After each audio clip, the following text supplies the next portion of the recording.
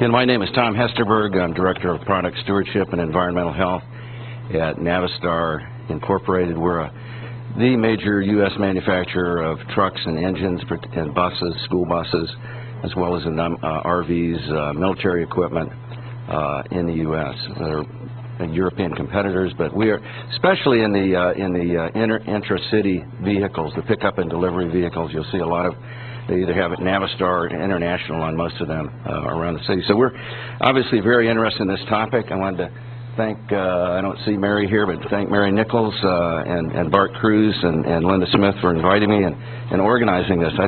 I think this is a fairly balanced discussion of the issues, not only around TM, but I'm going to talk more about diesel on my topic. And I wanted to mention too that in your packet, and I want to thank CARB for including, there's a short white paper that I wrote that's going to go into a lot more detail than I can in the 5 minutes. And there's also some of the recent review articles that I've published on in peer-reviewed publications on diesel exhaust. And I wanted to thank George too for a good intro to what I'm going to provide, because I didn't really go into the pros and cons of these different types of studies. I'm going to cover the ones that you covered, focusing primarily on studies that have been done on diesel exhaust. One that I don't think you mentioned is human volunteer clinical studies, and those obviously have the advantage of controlled exposures, controlling the environment, but also obviously a lot more relevant to humans. They are humans. Next slide. I'm not going to go into the details. I mentioned earlier I am not an epidemiologist, but it's clear that there's a lot of uncertainty around these ecological studies.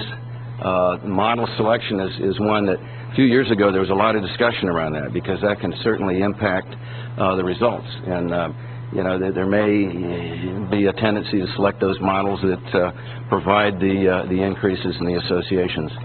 Treatment of co-pollutants, I brought that up this morning. I'm still not comfortable that the potential co-pollutants are being dealt with as confounders. There are thousands of other potentially toxic and some of known toxic agents in the atmosphere that aren't being measured in these epidemiology studies or ecological studies. And a lot of those go up with PM, go down.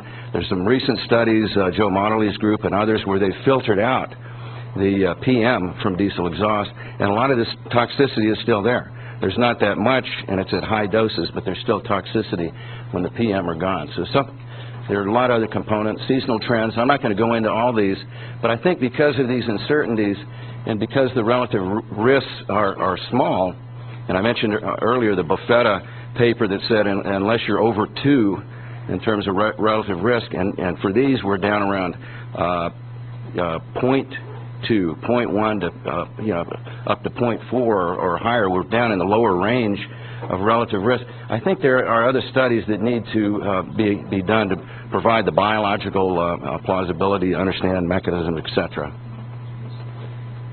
I wanted to point out also, in terms of going forward, the idea of focusing on epidemiology studies of diesel exhaust. One of the biggest problems there is that there are no valid markers for diesel exhaust. HEI conducted or oversaw a study several years ago where they brought in the experts, and the bottom line is there are no specific markers. One of the problems is that ambient PM in the monitoring sites in cities, most of that pollution is coming from the side streets, and a lot of that is automobiles and not diesel. So I know that CARB has proposed the possibility of using NOx as a marker. If most of that NOx is coming from automobiles, I don't think it's going to be a very good marker, but we're going to discuss that. And I think, Bart, we talked about that yesterday, and the idea is we ought to conduct a separate workshop just on that issue alone. Are there appropriate markers? Are there good markers to use going forward? The ratio of PM and NOx emissions varies. When the exhaust is hot in a diesel truck, you get a lot more NOx. When it's cold, you get a lot more PM. So it's going to depend on the driving conditions. And a lot of our vehicles, anyway, in the city, never get that hot. And then there's been a study published in JAMA, Journal of Air and Waste Management Association, 2003, that showed that NOx goes down. I mean, it's well known NOx goes down on weekends. You have fewer trucks. PM does not necessarily go down, depending on the city.